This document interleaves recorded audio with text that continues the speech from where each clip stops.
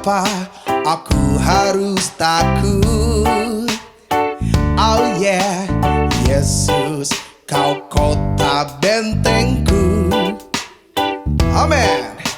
Bersama Dia menghadapi semua. Sekali lagi mari katakan, oh yo, Yesus, Kaulah pembelaku. Pada siapa aku harus takut? Oh, oh, oh, oh, oh, oh. Yesus, Kau kota bentengku. Bersama Dia menghadapi semua. Come on. Maka tegaklah kepalaku, hadapi lawanku yang berada di sekelilingku,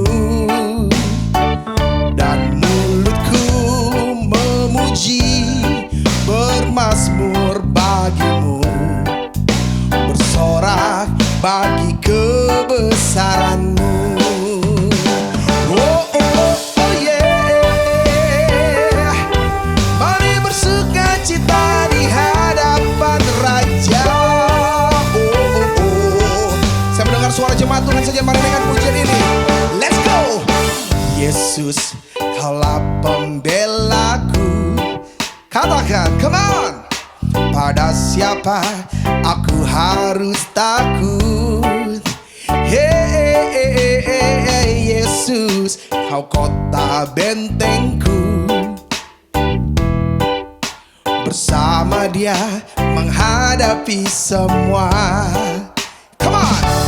Maka tegaklah kepalaku, hadapi lawanku yang berada di sekelilingku, dan mulutku memuji, bermazmur bagimu, bersorak. Shalom, apa kabar jemaat Tuhan yang dikasihi Tuhan Yesus? Saya percaya hari ini kita semua sehat-sehat, baik-baik, dalam sukacita, karena Tuhan menyertai setiap kita, karena Tuhan menolong setiap kita, Tuhan memberikan kekuatan kepada setiap kita. Dimanapun kita berada, biar kita mau datang kepada Tuhan, beribadah kepada Tuhan. Dan kita percaya dalam ibadah bersama dengan Tuhan, ada kekuatan, ada kelegaan, ada kemenangan. Mari saya undang kita semua bangkit berdiri, kita bersatu di dalam doa. Bapa yang baik yang kami sembah dalam nama Tuhan Yesus Kristus, hari ini kami kembali datang kepadamu Tuhan, beribadah kepada Tuhan, bersama dengan saudara-saudara seiman.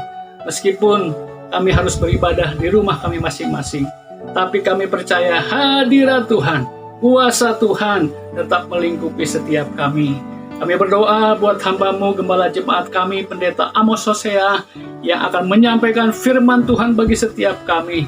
Biarlah pengurapan dari Allah saja yang melingkupi hamba-Mu, yang memimpin hamba-Mu dalam membagikan benih firman Tuhan bagi setiap kami, yang menguatkan, yang memberikan kelegaan, yang menguatkan iman kami, agar kami senantiasa boleh berjalan teguh di dalam hari-hari kehidupan kami. Kami berdoa juga buat hamba-Mu Bung Dev yang akan memimpin pujian. Biarlah pujian, penyembahan yang kami naikkan boleh sampai kepada Tuhan, hadirat Tuhan, kuasa Tuhan, sukacita dari Tuhan melingkupi setiap kami. Terima kasih Tuhan buat setiap tim yang terlibat dalam pelayanan hari ini. Biar berkat Tuhan bagi setiap kami semua yang menyertai, menguatkan kami semua, sehingga ibadah online ini boleh terlaksana dengan baik. Jemaat yang dikasihi Tuhan, kami percaya Engkau melindungi setiap mereka, Engkau menolong setiap mereka, memberikan kekuatan kepada setiap mereka. Dan kami percaya oleh karena kuasa Tuhan, yang sakit boleh disembuhkan, yang lemah boleh mendapatkan kekuatan, yang berpikulan berat mendapatkan kelegaan, yang sedang bergumul dengan pekerjaan masalah ekonomi, Engkau Yesus Tuhan yang buka jalan. Di dalam nama Tuhan Yesus Kristus, kami persembahkan ibadah ini di dalam penyertaan Tuhan dari awal, pertengahan sampai selesainya. Biar hanya nama Tuhan saja yang dipuji, dipermuliakan. Kami percaya Engkau hadir di tengah-tengah ibadah kami hari ini. Di dalam nama Tuhan Yesus Kristus, kami berdoa dan bersyukur. Haleluya. Amin. Haleluya. Shalom saudaraku. Saya percaya hari ini hari yang penuh dengan sukacita, hari yang penuh dengan kebaikan Tuhan. Nikmati berkatnya, nikmati sukacita surga di tempat kau berada. Sama-sama dengan pujian ini, katakan: Firman terangi jalanku,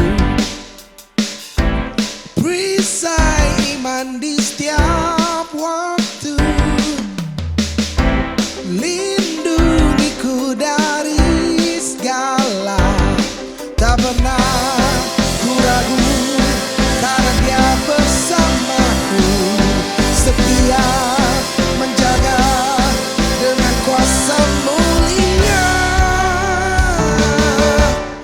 Hanya di dalam namanya Yesus, Dia sumber pengharapan di sepanjang hidupku.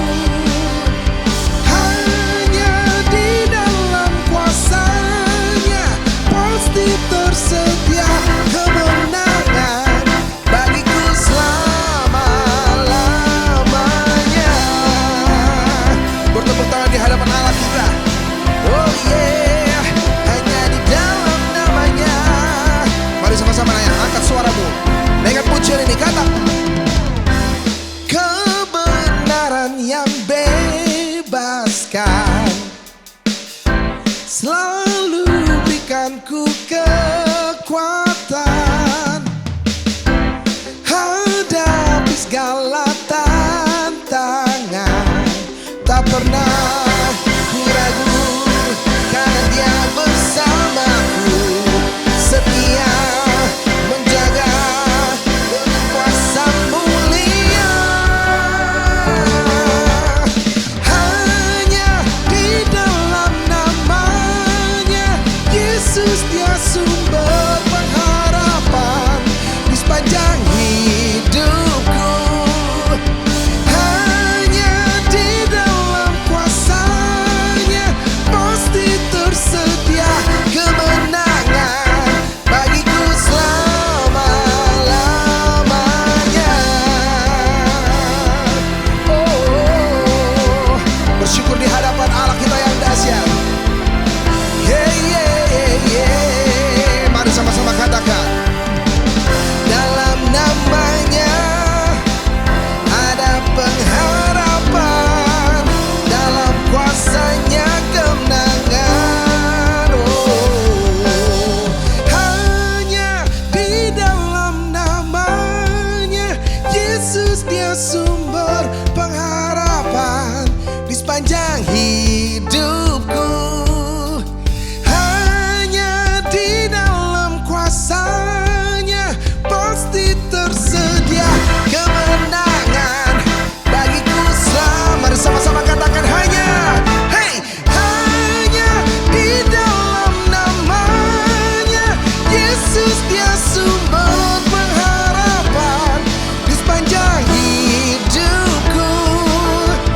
Hanya di dalam kuasanya pasti tersedia kemenangan bagiku selama-lamanya. Dalam namanya, katakan, ada pengharapan, dalam kuasanya kemenangan. Oh, dalam namanya ada pengharapan, dalam kuasanya kemenangan.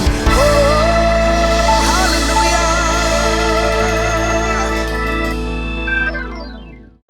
Kita percaya di dalam kuasanya ada kemenangan. Sebab itu mari bersorak-sorai di hadapan Allah kita yang dahsyat. Amin. Mari bertepuk tangan sama-sama katakan: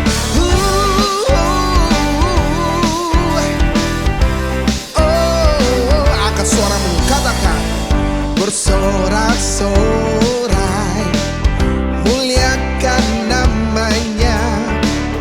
Dia berperang ganti kita. Oh, bertepuk tangan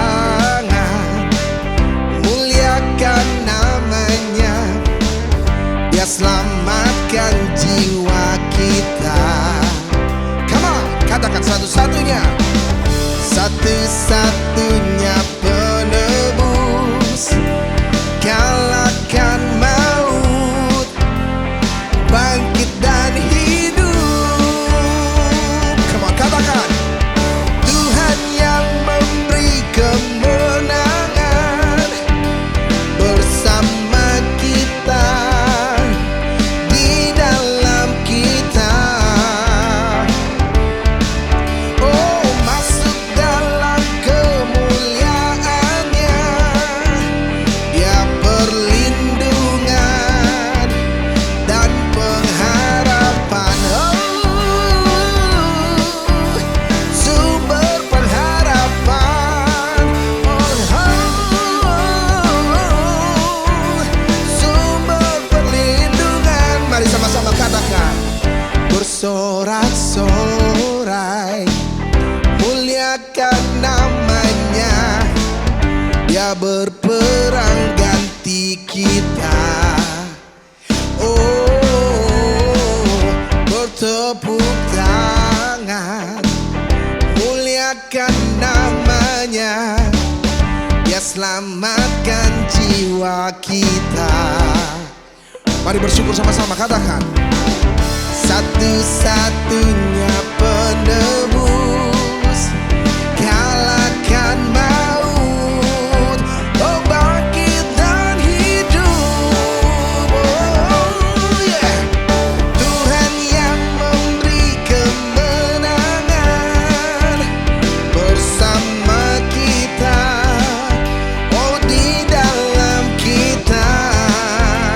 Oh, masuk dalam kemuliaannya, Dia perlindungan dan pengharapan. Oh, kami bersyukur, kami punya Allah yang dahsyat, sumber perlindungan, sumber pertolongan. Tiada yang seperti Engkau. Sama-sama katakan. Tuhan yang memberi kemenangan bersama kita, oh di dalam kita. Oh, masuk dalam kemuliaannya, Dia perlindungan dan pengharapan. Oh, Tuhan yang memberi kemenangan bersama kita, di dalam saudara dan saya, amin. Di dalam kita. Oh, masuk dalam kemuliaannya, Dia perlindungan dan pengharapan. Dia perlindungan dan pengharapan. Dia perlindungan, oh dan pengharapan. Sumber perlindungan. Sumber pengharapan, Yesusku. Sorak-sorai tepuk tangan yang dahsyat bagi Allah kita. Haleluya, haleluya. Mari saudaraku, kita sembah Tuhan lebih lagi.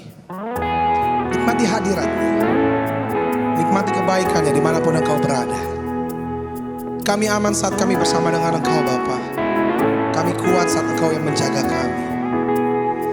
Thank you Jesus, thank you Lord. Hidup kami ditentukan oleh kuasa-Mu. Yeah. Sama-sama naikkan pujian ini. Ku yakin saat Kau berfirman, ku menang saat Kau bertindak. Hidupku hanya ditentukan oleh perkataan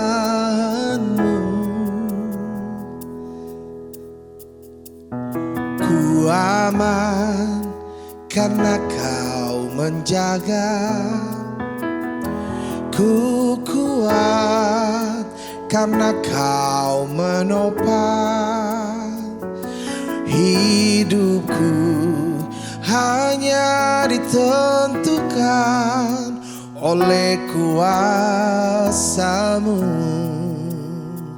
Mari angkat tanganmu sembah Dia dan katakan, bagi Tuhan tak ada yang mustahil. Bagi Tuhan tak ada yang tak mungkin. Mujizatnya disediakan bagiku. Ku diangkat dan dipulihkannya.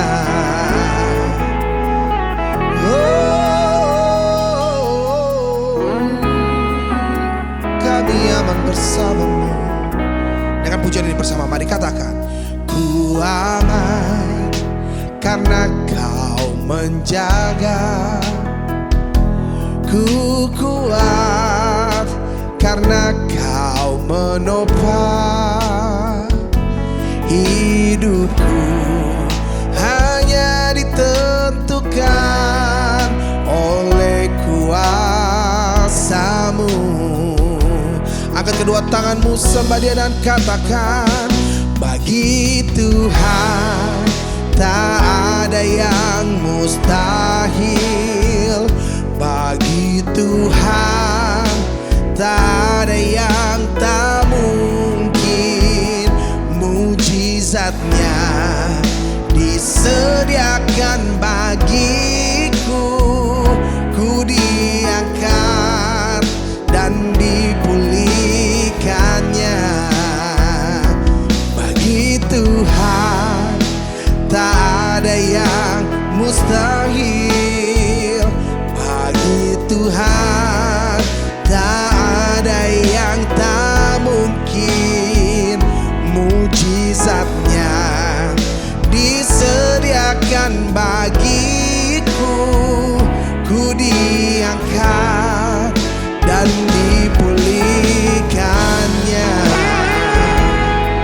Oh, mujizat-Mu disediakan bagi kami yang percaya. Haleluya. Ku diangkat dan dipulihkan. Kekuatan yang baru selalu dari-Mu.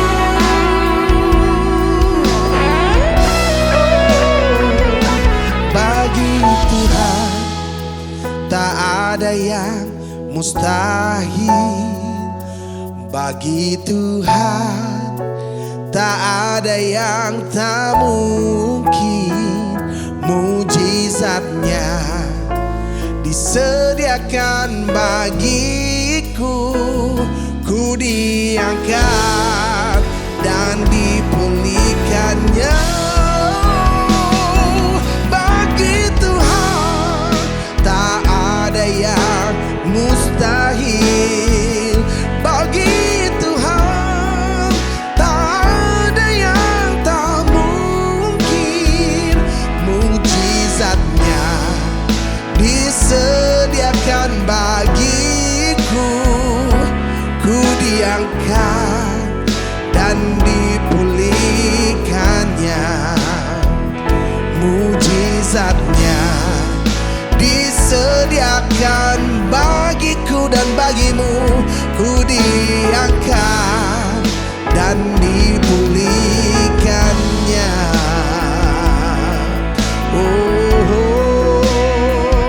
Kami percaya kuasa-Mu dahsyat dalam hidup kami. Kau sediakan yang kami perlu. Kau sediakan yang kami butuhkan. Oh, terlalu manis, terlalu indah Kau bagiku. We love you Lord, we love you Jesus.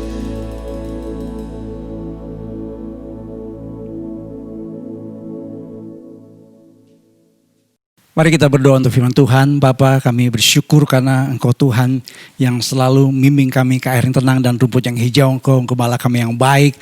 Tuhan yang tidak pernah meninggalkan kami. Engkau Tuhan yang kami panggil Immanuel. Saat ini Tuhan kami percaya dimanapun kami berada, dalam kami beribadah, Tuhan hadir dan memberkati kami. Mari Kau berfirman, supaya firman Tuhan yang adalah kebenaran memberkati kami. Setiap kami yang mendengar firman Tuhan, kami mengaminkan firman Tuhan, kami percayakan firman Tuhan, kami bertindak sesuai dengan firman Tuhan, maka sesuatu yang luar biasa pasti terjadi. Yang lemah Tuhan kuatkan, kami yang sakit Tuhan sembuhkan, kami yang terikat Tuhan lepaskan, kami punya masalah kami tahu ada jalan keluar di dalam Engkau. Dalam nama Tuhan Yesus kami siap diberkati oleh firman Tuhan. Haleluya. Yang percaya katakan bersama dengan saya, amin. Berikan kemuliaan buat Tuhan kita, puji Tuhan. Shalom Bapak sekalian, silakan duduk. Kita masih punya tema besar bulan ini tentang iman, faith. Secara khusus Tuhan menggerakkan saya untuk mengambil dari kitab Injil-Injil. Dan saya membaca dalam Alkitab begitu luar biasa mujizat yang Tuhan Yesus kerjakan. Dan saya mau membagikan ini buat jemaat Tuhan supaya kita dalam situasi pandemi COVID-19 kita punya iman tetap kuat, tetap bertumbuh, berakar dalam Dia, menjadi orang-orang yang menang di dalam Tuhan Yesus. Haleluya, puji Tuhan. Saudara, mari kita buka firman Tuhan yang terdapat dalam Lukas pasal yang kelima. Kita baca bersama mulai ayat yang keempat sampai dengan ayat yang keenam. Lukas pasal 5 ayat 4 sampai dengan ayat yang keenam. Firman Tuhan berkata, setelah selesai berbicara, Ia berkata kepada Simon, bertolaklah ke tempat yang dalam dan tebarkanlah jalamu untuk menangkap ikan. Simon menjawab, Guru, telah sepanjang malam kami bekerja keras dan kami tidak menangkap apa-apa, tapi karena Engkau menyuruhnya, aku akan menebarkan jala juga. Dan setelah mereka melakukannya, mereka menangkap sejumlah besar ikan sehingga jala mereka mulai koyak. Pertanyaannya, apakah ada sisi positif pandemi COVID-19 di Indonesia? Kita selalu saudara dibanjiri oleh berita-berita yang negatif dari dampak virus corona ini. Seringkali banyak orang berkata dan mengeluh sampai kapan kita mengalami situasi yang berat seperti ini. Tetapi ternyata ada sisi positif dari pandemi COVID-19 di Indonesia. Ada yang mengatakan bahwa dalam situasi yang seperti ini tingkat kepedulian masyarakat di Indonesia khususnya semakin terlihat nyata. Kita di keluarga besar Ebenezer ada namanya Ebenezer Peduli, peduli. Kita saling menopang, saling mendukung di antara kita supaya kita betul-betul bisa saling mengasihi sesuai dengan apa yang firman Tuhan katakan. Juga saudara katanya dalam pandemi COVID-19 ini gaya hidup orang lebih bersih dan sehat. Saya menemukan ada banyak orang suka olahraga sekarang yang malas-malasan olahraga, akhirnya berolahraga. Dulu-dulu ya beberapa bulan awal kita mengalami pandemi virus corona ini banyak orang suka berjemur. Ya lama-lama jadi kering badannya saudara ya. Lingkungan hidup yang lebih baik katanya. Karena penerbangan maupun perjalanan jarak jauh dibatasi, yang namanya emisi karbon yang disebut sebagai pemberi racun bagi dunia ini mulai dibatasi. Sehingga katanya lingkungan hidup lebih baik selama pandemik virus corona ini. Dan lebih kreatif dalam bekerja dan berusaha. Dulu ada bisnis-bisnis yang tradisional, sekarang ada bisnis yang pakai online.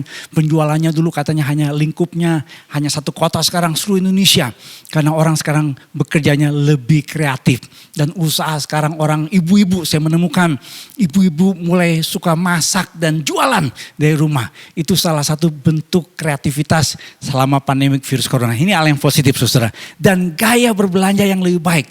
Dulu sebelum virus corona orang suka spending hal-hal yang gak perlu. Sekarang katanya beli barang yang penting. Beli makanan yang sehat. Ya makanannya dulu 4 sehat 5 kolesterol. Sekarang menunya 4 sehat 5 sempurna. Sekarang saudara katanya waktu lebih banyak bersama dengan keluarga. Dulu orang bekerja dengan BP7, berangkat pagi-pagi, pulang petang-petang, penghasilan pas-pasan badan pegal-pegal. Tapi sekarang orang lebih banyak bisa di rumah. Hubungan keluarga jauh lebih dekat. Hubungan orang tua dengan anak jauh lebih baik saudara. Itu katanya hal-hal yang positif dari pandemi COVID-19. Saudara, ada ungkapan begini yang berkata, when life gives you lemons, make lemonade. Kalau hidup kita diberikan yang namanya lemon. Lemon itu sesuatu yang asam, ya buatlah lemonade, sebuah minuman yang enak. Karena kita percaya dalam Roma 8 ayat yang ke-28 that we know that all things work together for good to those who love God, to those who are called according to His purpose. Kita percaya bahwa Allah turut bekerja dalam segala sesuatu untuk mendatangkan kebaikan bagi orang-orang yang mengasihi Dia, yang terpanggil dalam rencananya. Puji Tuhan, haleluya. Yang percaya katakan amin. Saudara-saudara, kita membaca dalam Alkitab dalam Lukas pasal yang kelima, ayat yang kelima. Situasi yang dihadapi oleh Simon Petrus adalah situasi yang sebenarnya berat bagi seorang nelayan. Kenapa? Karena Simon Petrus berkata kepada Tuhan Yesus, Guru, telah sepanjang malam kami bekerja keras dan kami tidak menangkap apa-apa. Ini situasi yang sulit buat seorang nelayan. Kalau seorang nelayan mencari ikan dan tidak menangkap apa-apa, itu situasi yang serius. Situasi yang bermasalah. Kalau seorang penjual nggak ada yang datang, nggak ada yang beli dagangannya, itu juga punya masalah. Seorang agen asuransi jiwa nggak ada yang closing, itu juga punya masalah. Ya saudara-saudara, jadi yang namanya Simon Petrus pada waktu itu sedang punya masalah. Tapi mari kita lihat dalam Alkitab, situasi yang negatif Tuhan bisa balikan menjadi sesuatu yang luar biasa. Iman kita saudara akan mengalami sesuatu yang luar biasa dalam situasi yang sulit. Kenapa? Karena iman kita saudara akan mengalami sebuah pengalaman yang khusus. Saudara, pertanyaannya, iman yang seperti apa yang mengubah keadaan sulit menjadi sesuatu yang luar biasa dalam Kristus Yesus? Saya menemukan dalam Alkitab saudara, bagaimana saudara dalam situasi yang sulit Tuhan bisa mengubah menjadi sesuatu yang luar biasa. Yang pertama saudara, kita harus punya iman yang mengalami kuasa Kristus. Saya bacakan dalam Lukas pasal 5 ayat 5 sampai dengan ayat yang ke-6. Simon menjawab begini kepada Tuhan Yesus, Guru, telah sepanjang malam kami bekerja keras dan kami tidak menangkap apa-apa. Tetapi karena Engkau menyuruhnya, aku akan menebarkan jala juga. Dan setelah mereka melakukannya, mereka menangkap sejumlah besar ikan sehingga jala mereka mulai koyak. Saudara-saudara, saya suka tanya sama jemaat begini, percaya dulu baru melihat atau melihat dulu baru percaya? Saya ulangi lagi saudara, percaya dulu baru melihat atau melihat dulu baru percaya? Ada banyak orang saudara zaman sekarang tidak mengalami pengalaman iman karena ingin minta bukti. Sambil berkata, Tuhan, you have to prove it and then I believe it. Ada banyak orang juga berkata sama saya, Pak Pendeta, buktikan dulu bahwa Tuhan tuh berkuasa. Sembuhkan dulu penyakit saya Tuhan, baru saya mau dibaptis. Saudara, ada banyak orang mau melihat dulu baru percaya. Tetapi kita melihat di sini saudara, kalau kita mau mengalami pengalaman iman yang mengubah dari keadaan yang sulit menjadi keadaan yang luar biasa dalam Dia. Saudara, saya melihat ketika Tuhan Yesus berkata, tebarkanlah jalamu. Saudara tahu pada waktu itu yang namanya Simon Petrus adalah seorang nelayan. Jadi dia tahu tangkap ikan itu malam hari. Mungkin pada waktu itu ikan-ikannya lagi pada ngumpet. Dan Simon Petrus berkata secara logika, Guru, telah sepanjang malam kami bekerja keras dan kami tidak menangkap apa-apa. Dia panggil Yesus Guru. Ya, artinya apa saudara? Dia menganggap yang namanya dunia perikanan, dunia tangkap ikan itu dunianya Simon Petrus, dunianya dia. Tapi bukan dunianya Tuhan Yesus. Karena dia panggil Yesus guru, ini rabi, guru agama. Mungkin Simon Petrus berkata kalau urusan yang namanya agama, pelajaran agama, iman itu urusannya Tuhan Yesus. Tetapi untuk urusan tangkap ikan itu urusan saya. Saudara-saudara, namun lihat ayat yang ke-6. Dan setelah mereka melakukannya, mereka menangkap sejumlah besar ikan. Saudara-saudara, artinya apa? Ketika Simon Petrus melangkah dengan iman, ada sesuatu yang luar biasa. Saya suka mengatakan saudara, bahwa yang namanya Tuhan Yesus mengajar beda dengan zaman sekarang. Dua model pembelajaran. Ini sering saya bagikan saudara. Dua model pembelajaran. Yang pertama saudara, ada model masa kini. Yang kedua model Tuhan Yesus. Beda sekali pelajaran yang kita terima pada masa kini karena kita harus belajar di kelas. Sistem akademik. Muridnya pasif dan teorinya banyak. Makanya dalam situasi seperti ini ketika ada banyak orang harus belajar di rumah, anak-anak kita belajar di rumah, ya kampus-kampus belajar di rumah. Mereka menuntut ada perubahan kurikulum. Kenapa? Karena kurikulum kita sistem belajarnya sistem di kelas dengan sistem akademik. Ya kita harus hafal banyak teori. Tapi Tuhan Yesus mengajar kita tidak melalui yang namanya kelas-kelas akademik kurikulum. Tuhan Yesus mengajar orang-orang percaya. Mengajar murid-murid. Mengajar kita juga sampai hari ini saudara. Melalui apa? Kehidupan. Makanya saya pernah khotbahkan dalam Yohanes pasal 11 saudara. Tuhan Yesus mengajar para murid melalui apa? Melalui pengalaman hidup. Keteladanan Tuhan Yesus, murid-murid harus aktif dan harus mengalami. Saudara-saudara, ini yang disebut sebagai pengalaman iman, pembelajaran iman kita saudara, bukan pada waktu kita ikut ibadah saja. Bukan kita ikut yang namanya pelajaran-pelajaran Alkitab. Bukan kita ikut yang namanya webinar-webinar yang sekarang oleh Zoom. Tetapi saudara, belajar kita dalam Kristus dalam melalui pengalaman iman. Makanya keadaan yang sulit bisa dirubah Tuhan menjadi sebuah keadaan yang luar biasa kalau kita punya pengalaman iman di dalam Dia. Saudara, saya ingat waktu belajar bagaimana menafsirkan Alkitab. Mempelajari Alkitab itu 3 langkah, 3P. Yang pertama, kita harus punya pengamatan terhadap firman Tuhan. Kita harus menggali, kita harus mengeksposisi Alkitab, kita harus mengeksplor Alkitab. Kita harus baca Alkitab baik-baik. Saya suka mengatakan jangan baca Alkitab sepot-sepot. Setelah itu kita tafsirkan, kita mendapatkan pemahaman. Tapi tidak cukup, kita dapat pengetahuan Alkitab, kita dapat pemahaman Alkitab, kita dapat tafsir Alkitab. Kita harus menerapkan. Karena kenapa saudara? Karena keadaan yang sulit bisa rubah saudara kalau kita mau mengalami. Saudara tahu yang namanya air bisa membuat tenggorokan kita ya menjadi lebih sejuk. Ya, kehilangan dahaga dengan cara minum. Hanya mengetahui tidak cukup. Saudara harus ambil yang namanya gelas, diisi air, dan saudara harus meminumnya, meneguk airnya. Sehingga saudara-saudara mengalami kesejukan dalam tubuh. Karena air bisa membuat tubuh kita jadi lebih segar. Saudara lihat di dalam ayat yang kelima. Tuhan Yesus dipanggil oleh Simon Petrus tadi dengan ungkapan guru. Tapi ayat yang ke-8 dipanggil Yesus dengan Tuhan.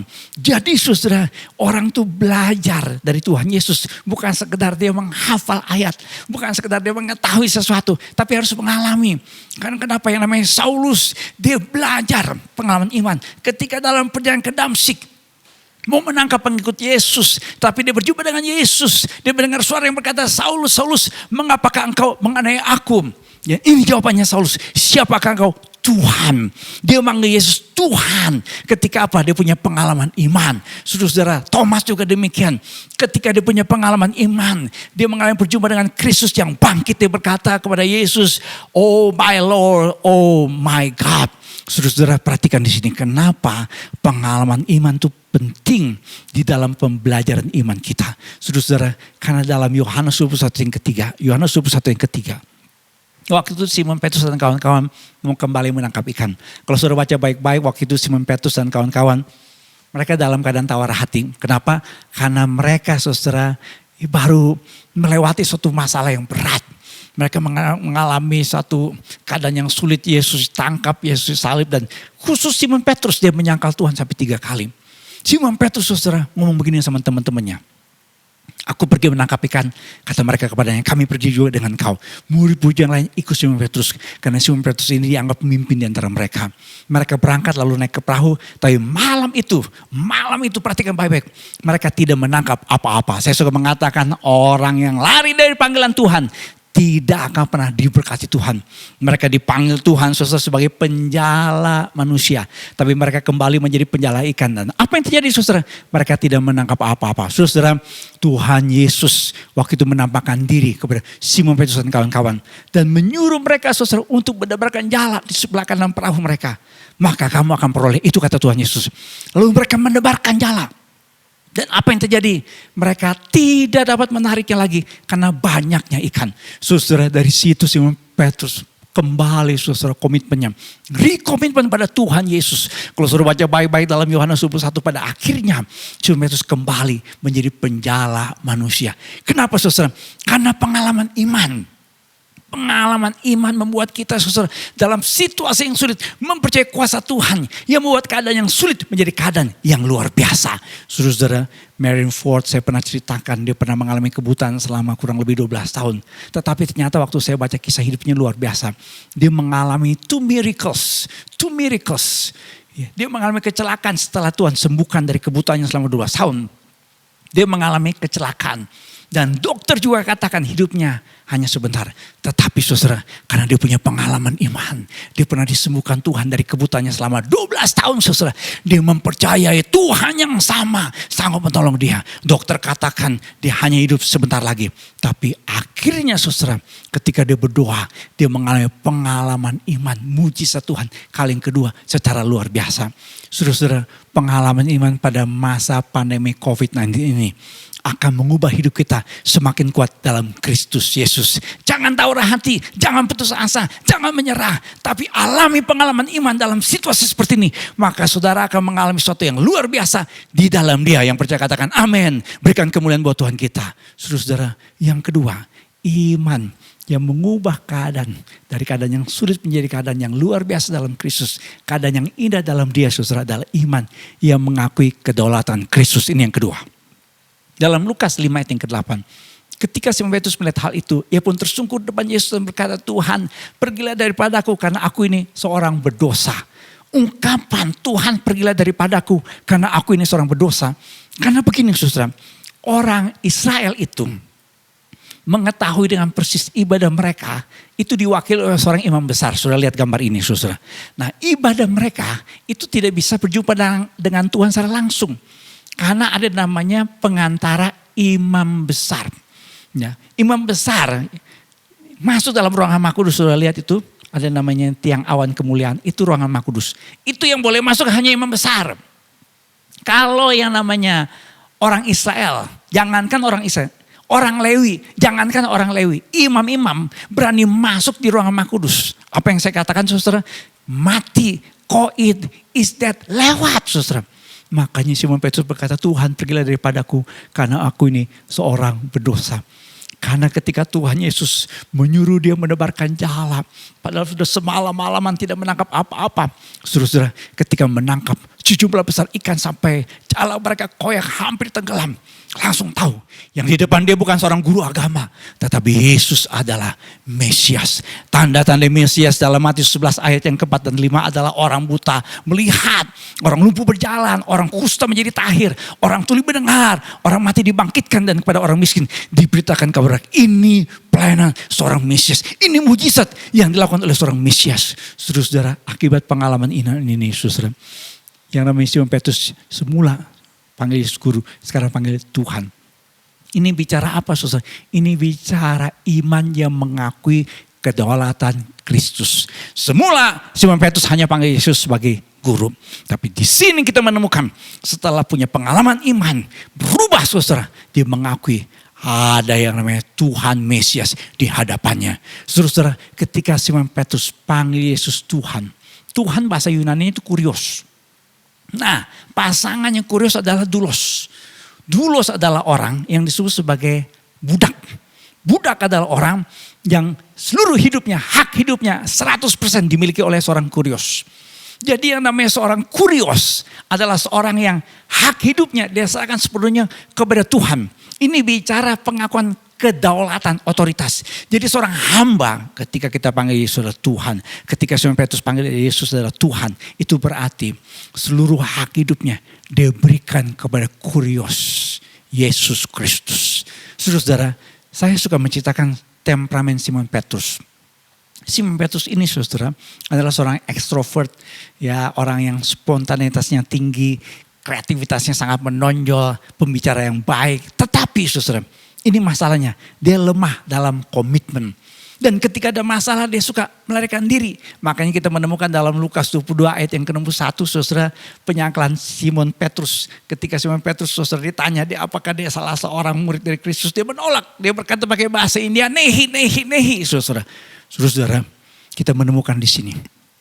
Kenapa iman Simon Petrus harus mengakui otoritas Yesus Kristus? Karena kelemahannya Simon Petrus adalah apa? Lemah dalam komitmen. Kalau saudara baca dalam Yohanes 1 ayat 18. Tuhan Yesus berfirman kepada Simon Petrus. Bahwa nanti dia harus menaklukkan dirinya kepada yang kehendak Tuhan. Karena dalam Yohanes 1 saudara, ayat yang 19. Ini nubuatan terhadap Simon Petrus. Bagaimana Petrus akan mati dan memuliakan Allah. Saudara, di sini kita bicara saudara tentang namanya otoritas dalam Kristus Yesus. Simon Petrus seorang yang labil imannya. Iman yang saya katakan haleluya, haleluya, hula-hula, kesambar halilintar. Iman yang hari ini dia berkata, ya Tuhan saya siap mati buat engkau. Tapi dia menyangkal Tuhan sampai 3 kali. Tapi ketika dia mengatakan Yesuslah Tuhan, dia bicara di sini. Otoritas hidupnya ada dalam tangan Tuhan. Dalam sejarah gereja diceritakan sebuah kisah yang akhirnya dibuat film yang berjudul Quo Vadis. kisah ini menciptakan pada waktu itu Simon Petrus menjadi seorang gembala di kota Roma. Dan ketika ada aniaya yang luar biasa, seperti saudara yang tadi saya singgung, Simon Petrus suka melarikan diri dari masalah. Dia menghindar aniaya, dia keluar dari kota Roma. Dia tinggalkan jemaat yang di kota Roma teraniaya. Ketika dia keluar kota Roma, di tengah jalan dia berjumpa dengan Kristus. Ini sejarah gereja menceritakan. Saudara, dia tanya, ketemu Kristus, dia tanya, Quo vadis Domine? Where are you going, Lord? Tuhan Yesus berkata, I come to Rome to be crucified again. Saudara, dia kaget. Ternyata dia ingat apa yang Tuhan Yesus katakan, bahwa dia harus menundukkan hidupnya kepada kehendak Tuhan, kepada otoritas Kristus. Akhirnya dia kembali ke kota Roma dan disalib. Dia berkata, kalau Yesus Kristus Tuhan saya, disalib dengan kepala di atas, kaki di bawah. Saya tidak layak seperti Tuhan saya. Dia minta disalib dengan kaki di atas, kepala di bawah. Dengan cara demikian, Petrus mati dan memuliakan Allah. Puji Tuhan. Saudara-saudara, waktu kerusuhan Ambon tahun 99, saya mau tunjukkan kepada saudara sebuah buku. Buku ini berjudul Fox's Books of Martyrs, kisah para martir dari tahun 35 sampai tahun 2001. Di dalam buku ini saudara, saya menemukan kesaksian di seluruh dunia, termasuk kesaksian yang terjadi di kerusuhan Ambon. Luar biasa saudara. Ya, waduh, saudara harus baca buku ini. Ada beberapa kesaksian yang luar biasa di situ. Bagaimana orang-orang Kristen, termasuk di Indonesia, termasuk di kerusuhan Ambon, mengalami aniaya. Di sini belajar saudara, bahwa orang-orang Kristen, termasuk yang di Ambon, belajar betul-betul untuk berserah penuh kepada Tuhan. Saya mendengar langsung dari beberapa hamba Tuhan yang lain di Ambon. Setelah kerusuhan Ambon, orang-orang Kristen di Ambon imannya jadi berbeda. Mohon maaf kalau saudara orang Ambon. Banyak orang Ambon tuh kadang-kadang merasa sudah jadi orang Kristen sejak di kandungan. Banyak orang Kristen, saya pernah ketemu orang Ambon, ya opa-opa, sudah pernah jadi majelis gereja, pegang kuasa gelapan. Ketika saya bicara tentang Yesus, dia ngomongnya begini, nyong itu bukan monyong ya, nyong belum lahir, beta su tahu tuh ayat gitu ya. Orang Ambon bilang, kamu belum lahir, nyong tuh anak muda, kamu belum lahir, saya sudah tahu tuh ayat. Tapi opa ini pegang kuasa gelapan. Saudara-saudara, setelah kerusuhan di Ambon, orang-orang Ambon, orang Kristen di Ambon, mereka menjadi orang-orang Kristen yang betul-betul mengakui Yesuslah Tuhan. Makanya setelah kerusuhan Ambon, iman orang-orang Kristen di Ambon itu jauh berbeda. Mereka lebih berapi-api dalam Tuhan. Mereka lebih sungguh-sungguh dalam Tuhan. Mereka lebih sungguh-sungguh mengasihi Tuhan. Itu yang terjadi saudara setelah kerusuhan di Ambon tahun 1999. Saudara, pertanyaan saya kepada saudara adalah apa? Siapa yang berdaulat atas hidup saudara saat ini? Siapa Tuhan saudara? Kalau saudara mau keadaan yang sulit seperti ini, Tuhan ubah menjadi sesuatu yang luar biasa, sesuatu yang indah, sesuatu yang ajaib dalam Tuhan. Saudara-saudara harus menjadikan Yesus Kristus Tuhan, bukan sekedar sebuah pengakuan kita, bukan sekedar sebuah confession of faith kita, tetapi betul-betul kita berkata, Tuhan, saya angkat tangan saya supaya Engkau turun tangan, pimpin saya ke rumput yang hijau dan air yang tenang. Tuhan pasti memberikan kita sesuatu yang luar biasa. Yang percaya katakan amin. Berikan kemuliaan buat Tuhan kita. Puji Tuhan. Saudara, yang ketiga, iman yang membuat keadaan yang sulit menjadi sesuatu yang luar biasa adalah iman yang merespon panggilan Kristus. Saya bacakan dalam Lukas pasal yang kelima ayat yang ke-10. Kata Yesus kepada Simon, jangan takut, mulai dari sekarang engkau akan menjala manusia. Dan sudah mereka menghela perahu-perahunya ke darat, mereka pun meninggalkan segala sesuatu lalu mengikut Yesus. Saudara-saudara, saya percaya dalam Tuhan segala sesuatu terjadi tidak secara kebetulan. Tuhan punya rencana. Ketika Tuhan Yesus memilih naik ke perahu Simon Petrus, kalau baca dalam Lukas pasal yang kelima ayat yang kedua, Yesus melihat ada dua perahu di tepi pantai. Nelayan-nelayan telah turun dan sedang masuk jalannya, mereka semalam-malam mencari ikan dan tidak menangkap apa-apa. Dan Yesus naik ke dalam salah satu perahu itu, yaitu perahu Simon. Saya percaya saudara, ini tidak secara kebetulan. Karena kenapa? Tuhan punya rencana buat Simon Petrus dan kawan-kawan. Karena apa? Setelah mujizat Tuhan terjadi, mereka meninggalkan segala sesuatu lalu mengikut Yesus. Mereka menghela perahu-perahunya ke darat dan mereka menjadi penjala manusia. Haleluya. Saudara, jadi iman yang mengubah dari keadaan yang sulit menjadi sesuatu yang luar biasa adalah apa? Iman yang meresponi panggilan Tuhan. Karena kenapa? Setelah Tuhan Yesus mengadakan mujizat, Tuhan Yesus memanggil mereka, engkau akan menjadi penjala manusia. Saya teringat kisah dari seorang namanya John Sung. Saya baca biografinya yang berjudul Obor Allah dari Asia. Ini salah satu pengkhotbah yang luar biasa Tuhan pakai. Ini orang yang jenius. Dia punya gelar PhD, punya gelar doktor dalam bidang sains. Tetapi dia anak seorang hamba Tuhan. Kemungkinan besar papanya pernah menyerahkan dia untuk menjadi seorang hamba Tuhan. Saudara-saudara, semula ini menjadi pergumulan besar buat John Sung. Tetapi akhirnya dia putuskan untuk melayani Tuhan. Ketika dia kembali ke China setelah dia mengambil doktor di Amerika Serikat. Ketika kapalnya mau merapat di China. Apa yang dia lakukan saudara? Dia buang semua tanda penghargaan yang diperoleh. Kecuali ijazah doktornya. Ini memang ekstrim. Tolong jangan ditiru. Ini gak bisa ditiru sembarangan saudara ya. Ini tindakan ekstrim dari John Sung. Kenapa? Karena dia menganggap bahwa penghargaan yang diterima. Ijazahnya itu dapat membuat dia meninggalkan pekerjaannya sebagai seorang penginjil. Saudara, murid-murid Tuhan Yesus mereka meninggalkan perahu-perahunya. Ada ungkapan dalam bahasa Inggris, you have to burn the ship. Bakar kapal-kapal tersebut. Harusnya tinggalkan kapal-kapal tersebut. Supaya apa? Supaya komitmennya sungguh-sungguh kepada Kristus. Supaya komitmennya Simon Petrus dan kawan-kawan itu sungguh-sungguh kepada Kristus. Makanya Petrus dalam suratnya mengatakan begini. Dari Petrus Rasul Yesus Kristus kepada orang-orang pendatang yang tersebar di Pontus, Galatia, Kapadokia, Asia Kecil dan Bitinia. Yaitu ini dia orang-orang yang dipilih sesuai dengan rencana Allah Bapa kita dan yang dikuduskan oleh Roh supaya taat kepada Yesus Kristus dan menerima percikan darahnya. Kiranya kasih karunia dan damai sejahtera makin melimpah atas kamu. Saudara-saudara, rupanya kalau Tuhan mengubah keadaan kita dari keadaan yang terpuruk, keadaan yang sulit seperti mungkin kita alami saat ini saudara. Tuhan punya rencana setelah mujizat Tuhan nyatakan. Setelah kita mengakui otoritas kita di dalam Kristus Yesus. Yaitu otoritas yang mengakui Yesus adalah Tuhan. Maka Tuhan memanggil kita. Dalam Lukas 5 ayat yang ke-10. Perhatikan kalimat ini. Jangan takut mulai dari sekarang. Engkau akan menjala manusia. Saudara-saudara, dengan kata lain begini. Setelah Simon Petrus diberkati Tuhan. Setelah Simon Petrus dan kawan-kawan mendapat sejumlah besar ikan yang begitu banyak. Saya yakin seumur-umur Simon Petrus dan kawan-kawan menjadi nelayan. Mereka tidak pernah menangkap ikan sebanyak itu. Saudara-saudara, Tuhan mau supaya setelah mereka diberkati. Mereka jadi berkat bagi orang lain. Sama seperti perkataan firman Tuhan kepada Abraham. I will bless you so you will be a blessing. Diberkati untuk menjadi berkat. Sebuah mujizat, sebuah keajaiban, sebuah keadaan yang terpuruk yang Tuhan ubah menjadi sesuatu yang luar biasa. Ada tujuannya. There is a divine purpose. Ada sebuah maksud ilahi yang luar biasa. Saya pernah menceritakan kesaksian Hana Kristanto dalam salah satu khotbah saya. Ibu Hana ini mengalami kematian yang disebut dengan keadaan koma. Sebenarnya dia sudah meninggal. Sekitar 4 jam koma. Keluarganya panik. Dan mereka saudara sudah menganggap yang namanya Ibu Hana Kristanto ini sudah meninggal. Sudah gak ada lagi nyawanya. Tetapi tiba-tiba dia bisa hidup lagi. Dia bangkit dan dia cerita sebenarnya dia gak mau kembali lagi ke dunia.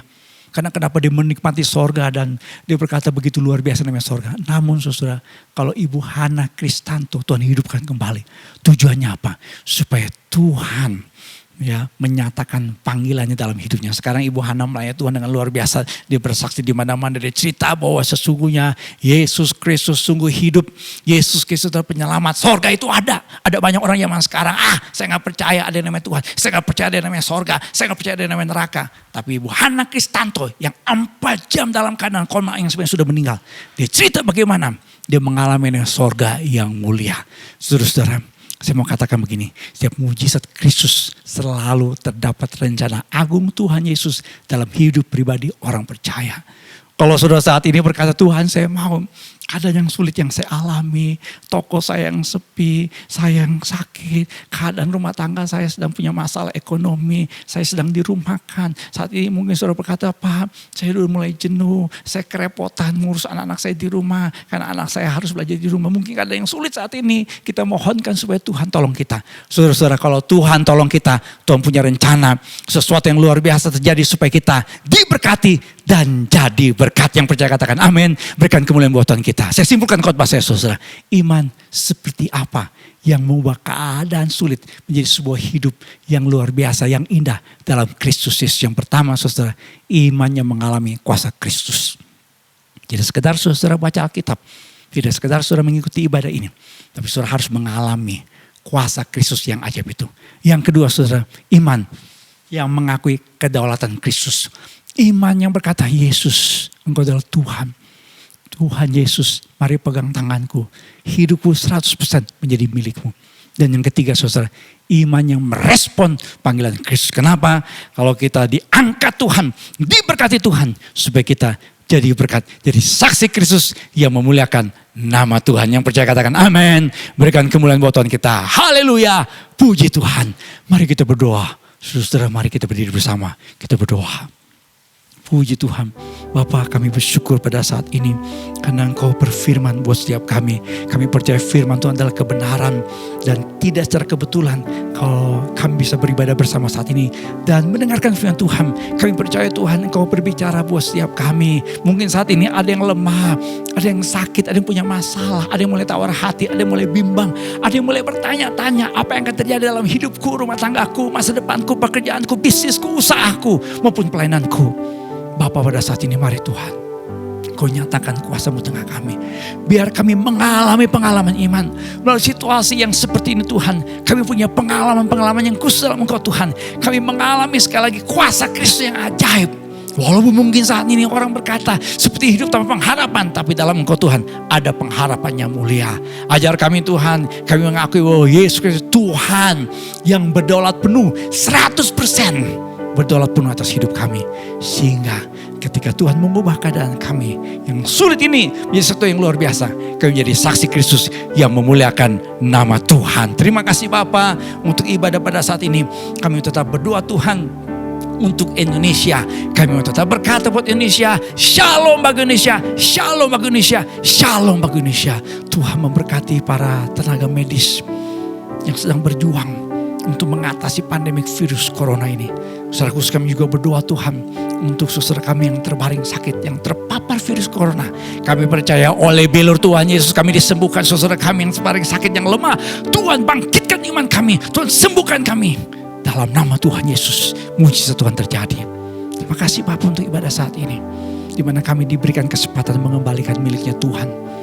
Persepuluhan kami memberi Tuhan supaya kami boleh menjadi berkat bagi hormat kemuliaan nama Tuhan. Persembahan diakonia, peduli, persembahan pelayanan, persembahan misi, Tuhan berkati dan kuduskan supaya semuanya boleh dipakai bagi hormat dan kemuliaan Tuhan.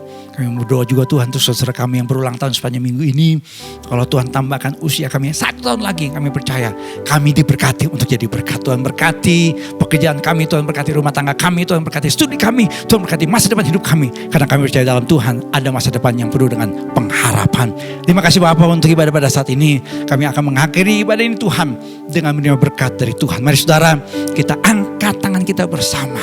Kita percaya setiap tangan yang terangkat, ada tangan Tuhan yang berdaulat penuh atas hidup kita, memegang tangan kita, menuntun kita ke air yang tenang dan rumput yang hijau. Kita aminkan kalimat-kalimat berkat ini supaya digenapi dalam kehidupan saudara. Diberkatilah keluarga saudara, diberkatilah usaha, pekerjaan dan karir saudara, diberkatilah pertumbuhan iman saudara, diberkatilah kesehatan saudara, dan diberkatilah masa depan hidup saudara. Saudara kasih dalam Tuhan, terimalah berkat Tuhan, kasih karunia dari Tuhan Yesus Kristus, kasih Allah Bapa, persekutuan, pimpinan dan pengurapan Roh Kudus menyertai saudara-saudara sekalian dari sekarang sampai selama-lamanya. Yang percaya katakan bersama dengan saya, amin, amin, amin. Berikan kemuliaan buat Tuhan kita. Puji Tuhan, Tuhan berkati. Saudara-saudara sekalian, seperti selalu saya umumkan, saudara harus tetap mengikuti protokol kesehatan. Pastor message yang selalu saya sampaikan saat ini adalah berkaitan dengan tanggung jawab kita sebagai orang Kristen. Kita harus punya disiplin. Kita harus tetap waspada. Jangan sembarangan. Jangan menganggap saudara, yang namanya virus corona udah berakhir. Saudara tetap harus waspada. Saudara tetap harus punya disiplin. Ya, tetap harus pakai yang namanya masker. Ya, pakai masker. Wih, ini masker keren saudara. Tulisannya keep on praying. Ya, harus tetap selalu mencuci tangan. Jaga jarak. Ya, saudara yang punya hobi olahraga, kalau kumpul-kumpul tetap harus pakai masker. Saudara bertamu ke rumah orang, walaupun itu saudara kita, orang tua kita harus pakai masker saudara. Kita harus tetap waspada. Ya. Nah, di bulan Agustus ini ada acara khusus. Ini ibu-ibu punya acara. Ya, Bapak Ibu sekalian, ikuti pengumuman di Instagram dari FWS. Ini acara khusus di mana ibu-ibu bikin acara supaya 17 Agustus tetap kita mengalami sukacita. Terus berdoa buat Indonesia supaya Indonesia tetap dalam berkat Tuhan yang luar biasa. Happy Sunday, God bless you. Amen. Let's go, let's go. Yesus, Kaulah pembelaku. Pada siapa aku harus takut? Oh yeah, Yesus, Kau kota bentengku. Amin. Bersama Dia menghadapi semua. Sekali lagi mari katakan, oh yo, Yesus, Kaulah pembelaku. Pada siapa aku harus takut? Oh, oh, oh, oh, oh, oh. Yesus, Kau kota bentengku. Bersama Dia menghadapi semua. Come on. Maka tegaklah kepalaku, hadapi lawanku yang berada di sekelilingku, dan mulutku memuji, bermazmur bagimu, bersorak bagi kebesaranmu. Oh, oh, oh, oh yeah. Mari bersukacita di hadapan Raja. Suara jemaat Tuhan saja, mari dengan pujian ini. Let's go. Yesus, Kaulah pembelaku. Katakan, come on. Pada siapa aku harus takut? Hey, Yesus, Kau kota bentengku. Bersama Dia menghadapi semua. Come on. Maka tegaklah kepalaku, hadapi lawanku yang berada di sekelilingku, dan mulutku memuji, bermazmur bagimu, bersorak bagi kebesaranmu. Come on, check this out. Hey, dan bersyukur sebab ku punya Allah yang besar, Allah yang dahsyat dan setia. Hari ini ku percaya sesuatu yang baik Dia sediakan bagi saudara dan saya. Yang setuju katakan oh yo yo